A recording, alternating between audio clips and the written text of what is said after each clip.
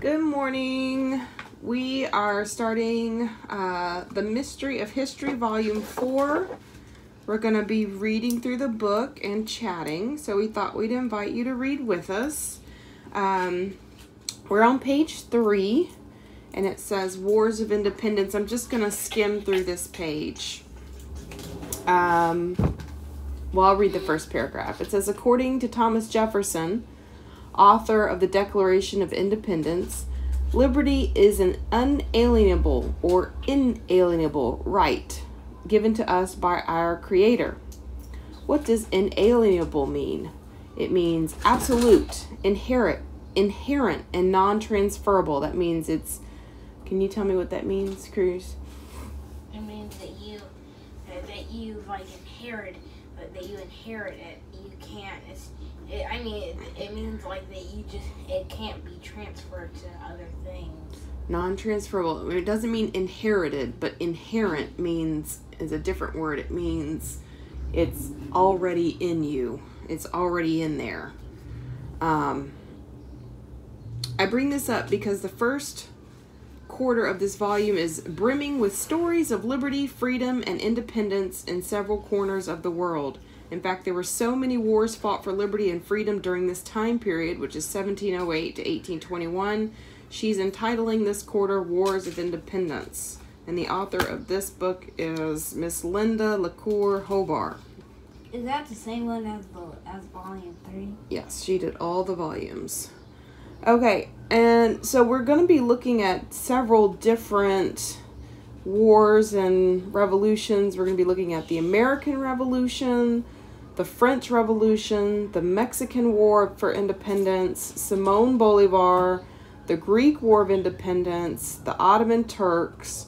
Then we're going to see wars or battles for the souls of men through Jonathan Edwards, George Whitefield, the Great Awakening, a spiritual revival in the 13 colonies, and then the battles for the minds of men in Voltaire, Jean-Jacques Rousseau during the Enlightenment.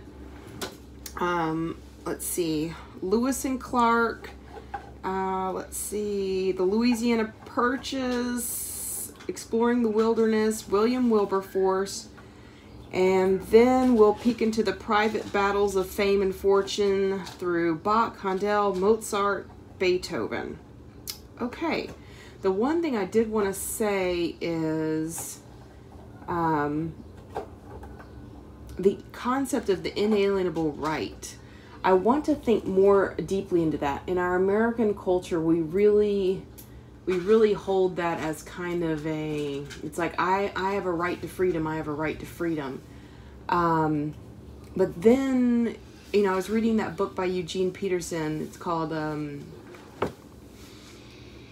Long Obedience, or In the Same Direction or something.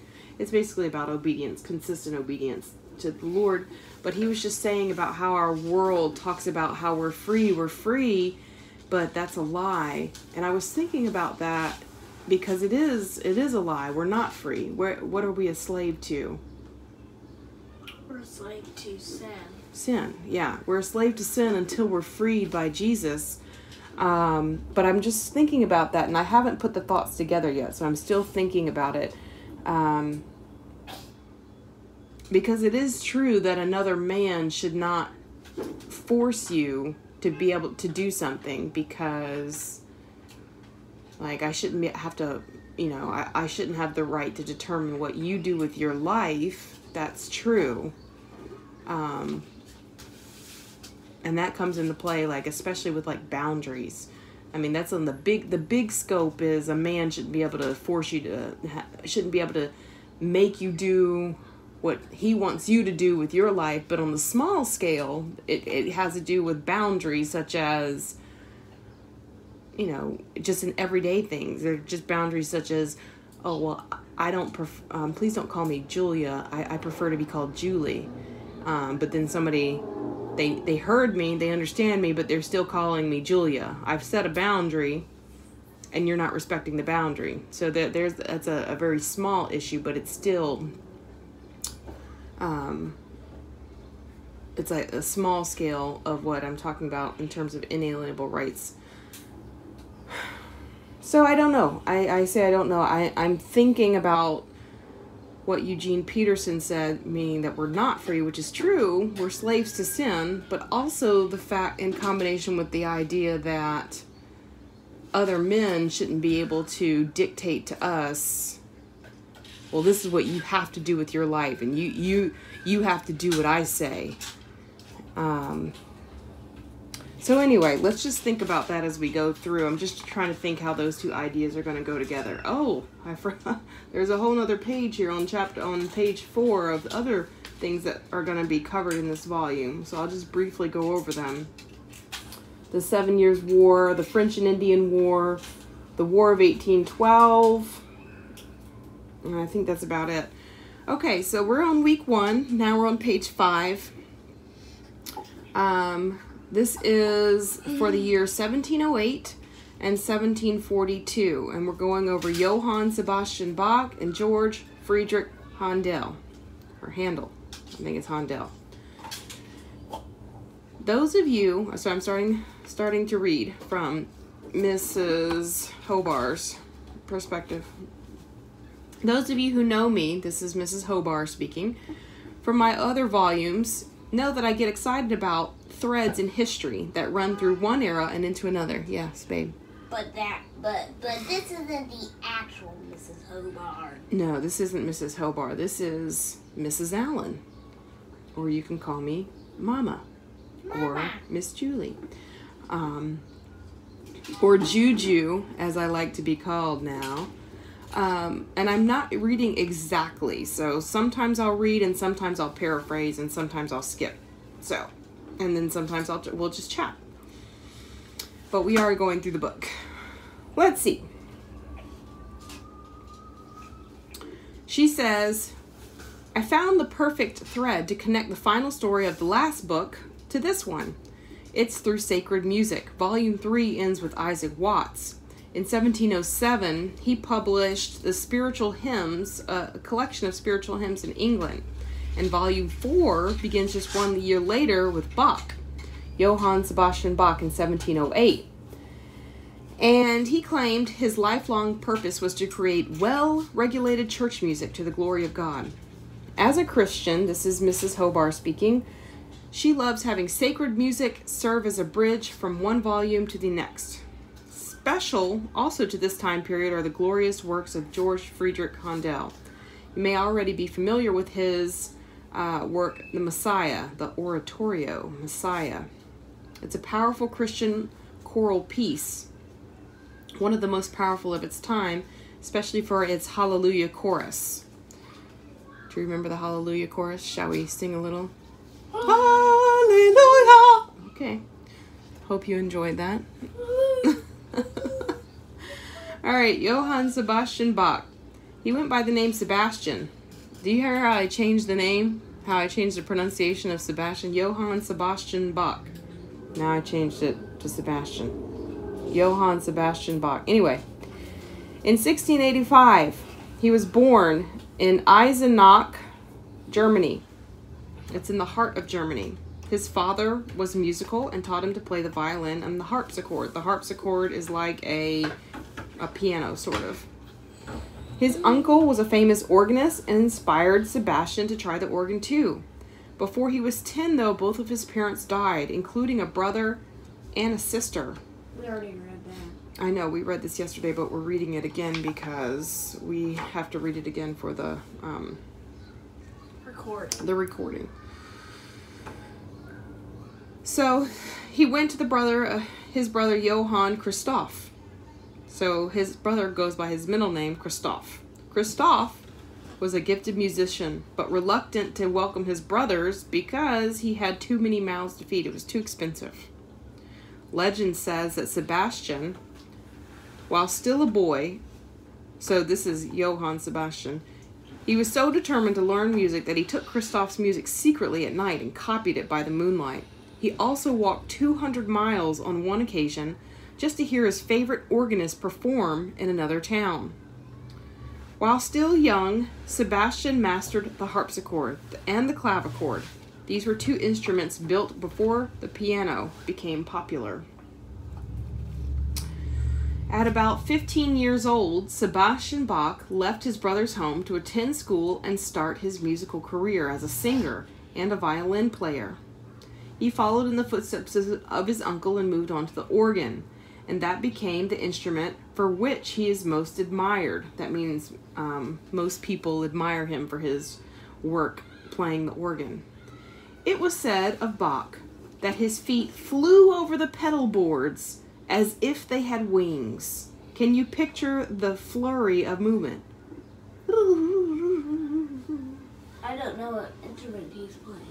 The organ, remember, we watched a video it's probably a year ago now, about the organ, and you have to play the pedals with the organ at the same time that you're using your hands.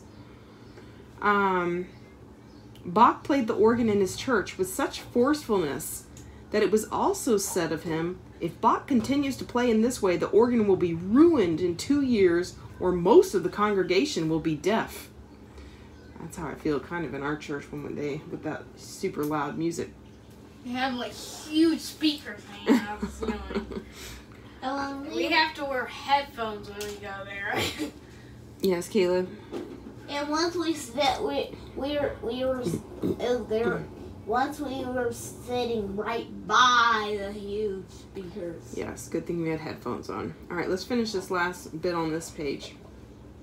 By 1708, Sebastian Bach was hired as a court organist for the Duke of Weimar. I'm not sure if that's how you pronounce that. At one performance, the Prince of Sweden was so impressed with Bach that he took a diamond ring off his own finger and put it on one of Bach's fingers. Sebastian Bach was undoubtedly good at what he did and always worked hard, but restless with his job in Weimar. He broke his contract with the Duke and as a result landed in prison. What does it mean he was restless? He wanted to do something else. I think probably he's getting a little bored with it, and he was like, ugh.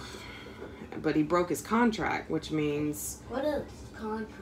It means he signed a paper, an agreement that said, I will play at your...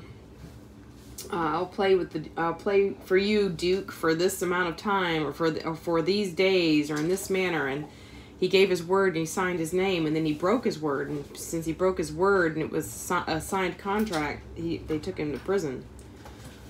Bach was released after a month and eventually settled into the position of cantor, or meaning choir director, at a boarding school in the city of Leipzig. It was at Leipzig that Bach composed one of his greatest pieces. What Bach did was amazing. I say it interesting here. She stopped calling him Sebastian and started calling him Bach, so he must be an adult. And what Bach did was amazing, and there are many reasons why. For one, he wrote hundreds of pieces for numerous instruments. He worked on just about everything musical except opera. He thought opera was too worldly. Bach composed so many works that it took a team of specialists 46 years to put all his work into 60 volumes. Second, Bach was a genius in his ability to create word pictures with his music.